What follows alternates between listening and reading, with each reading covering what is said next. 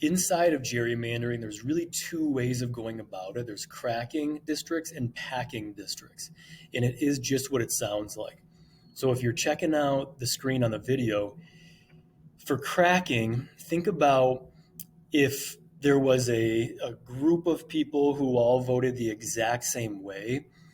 What a gerrymandering legislator would do is divide them up so they don't impact the election as much. So, say you had 10 people in the middle, those 10 people all voted for the red party. What they would do in gerrymandering is spread those 10 people amongst five other districts so that were maybe heavily populated by the blue party.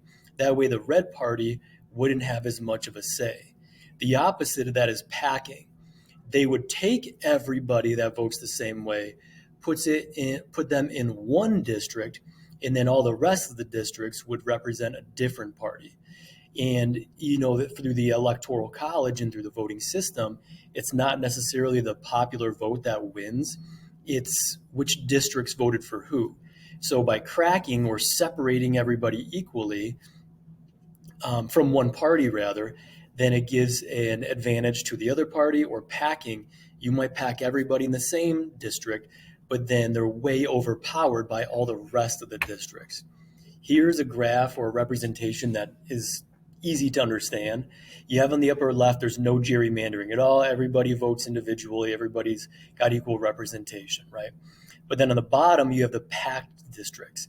If you pack them together, that's what it'll look like. But then cracking is you divide it up in these weird looking lines. So that way you're working towards a political advantage where you see in the cracked district that there are more blue people that live there.